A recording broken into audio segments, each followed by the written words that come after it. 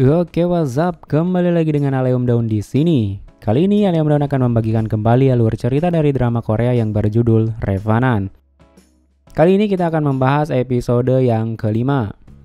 Episode yang kelima ini dimulai dari ketua pelaksana ritual yang menyadari adanya keanehan di desanya, yang akhirnya dia memberitahu Pak dosen yang sedang melihat video zaman dulu.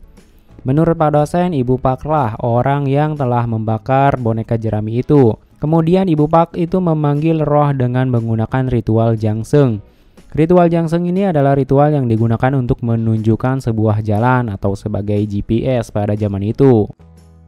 Kemudian Pak dosen pun memutar video ritual pengusir roh untuk menahan roh-roh yang lain datang, dan meminta agar ketua pelaksana menjaga video agar terus memutar.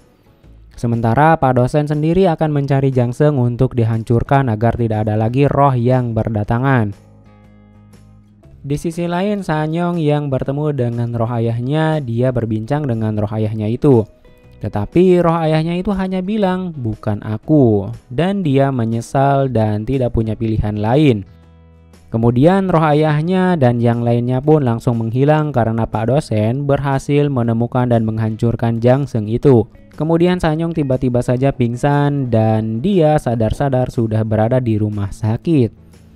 Di rumah sakit, dia bertemu dengan ibunya dan meminta ibunya agar jujur dan menceritakan apa sebenarnya yang terjadi. Ibunya pun akhirnya menceritakan bahwa tanggal 25 Februari itu adalah hari kelahiran adiknya. Namun adiknya gagal lahir karena ibunya keguguran, di mana keguguran itu diakibatkan oleh ulah roh jahat yang merasuki ayahnya karena anak kedua tidak boleh lahir dan harus mati. Kemudian neneknya Sanyong melihat ayahnya itu ada di rumah ibunya saat kejadian keguguran itu. Yang itu membuat ibunya Sanyong semakin benci pada Profesor Gu yang akhirnya mereka berpisah. Sebelum berpisah dan meninggalkan rumahnya Profesor Gu, Ibu Sanyong melihat neneknya Sanyong jatuh ke dalam sumur dan meninggal. Sebelum jatuh, neneknya berpesan bahwa dia harus pergi dan membawa Sanyong dari rumah Profesor Gu. Kemudian setelah di rumah ibunya pun bercerita lagi bahwa Profesor Gu pernah menceritakan tentang desa Jangjinri. Di desa itu anak kedua akan selalu mati dan tidak akan pernah lahir. Di sisi lain, Pak dosen bertanya-tanya kenapa bisa Profesor Gu kerasukan roh jahat dalam dirinya. Tak lama kemudian, polisi pun datang menemui Pak dosen di rumahnya untuk memberitahu bahwa banyak kasus bunuh diri dengan pergelangan tangan merah yang kasus itu berhubungan dengan Profesor Gu. Ya, karena orang-orang itu dekat dengan Profesor Gu. Kemudian Pak dosen pun melihat ada foto surat wasiat dari Profesor Gu. Profesor Gu menulis bahwa siapapun yang menemukan surat itu harus memberikan aksesoris rambut yang ada di mejanya untuk diberikan pada Sanyong anaknya. Pak dosen pun merasa aneh karena ahli folklore biasanya tidak menggunakan tinta merah dalam menuliskan sebuah nama. Tapi seorang Profesor Gu malah menuliskannya dengan tinta merah. Pak dosen pun menduga bahwa yang menulis semua suratnya, dari mulai surat yang meminta Pak dosen untuk menjaga Sanyong sampai surat wasiat untuk memberikan aksesoris rambut itu bukan asli tulisan Profesor Gu sendiri, melainkan dari roh jahat yang merasuki Profesor Gu.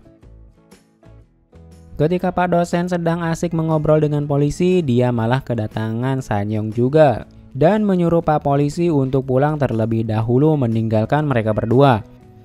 Sanyong datang ke sana untuk menceritakan kembali apa yang diceritakan ibunya oleh ayahnya. Bahwa di desa Jangjinri setiap kali ada bencana besar, mereka membangkitkan hantu remaja dan ia disembah sebagai dewa penjaga desa. Dan anak yang dikorbankan untuk membangkitkan hantu remaja itu adalah harus anak yang kedua yang menjadi korbannya. Kemudian dia bercerita juga tentang artikel Limokdan, yang mana dia dibunuh dan dijebak untuk dikorbankan oleh orang-orang terdekatnya. Dan Sanyong yakin bahwa Limokdan adalah roh yang merasuki dirinya. Kemudian Sanyong pun menanyakan apa yang harus dilakukannya sekarang. Namun Pak dosen sekarang ini lebih berhati-hati karena mungkin saja semuanya sudah diskenariokan oleh roh jahat yang ada pada diri Sanyong. Kemudian dia pun tidak memberitahu langkah selanjutnya karena dia bilang dia ingin menyelidikinya lagi. Dan Sanyong pun pergi dari rumah Pak dosen. Kemudian Pak dosen pun menanyakan tentang tali jerami yang membuat ketua pelaksana ritual tersandung ketika mengunjungi rumah ibunya Sanyong pada zaman dahulu. Ketua pelaksana mengatakan bahwa tali jeraminya dipelintir ke kiri bukan ke kanan, karena biasanya tali dipelintir ke kanan. Jadi jika tali dipelintir ke kiri maka itu adalah tali larangan. Kemudian Pak dosen pun langsung kembali ke rumah itu. Setelah digali, dia menemukan tali itu dan tali itu adalah tali bersama benda punya ibu Pak dosen yang dulu dikubur ibunya. Sehingga membuat Pak dosen bertanya-tanya, kenapa tali itu ada di sana? Dan kemudian membuat episode yang kelima pun berakhir sampai di sini. Oke, itulah episode yang kelima. Jika ada pendapat, kalian bisa tulis di kolom komentar ya teman-teman.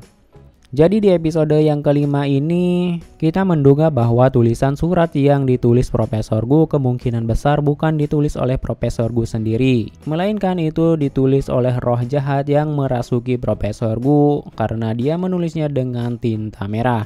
Episode kelima ini membahas juga ditemukannya tali jerami yang dikubur ibu Pak dosen yang entah kenapa tali itu bisa berada di rumah ibunya Sanyong. Dan pertanyaannya, kenapa hantu itu melibatkan Pak dosen dalam semua kasusnya bersama Sanyong? Sebenarnya apa yang hantu itu mau dari Pak dosen? Mari kita temukan jawabannya di episode-episode selanjutnya. Sampai jumpa. Tetap jaga kesehatan dan terima kasih.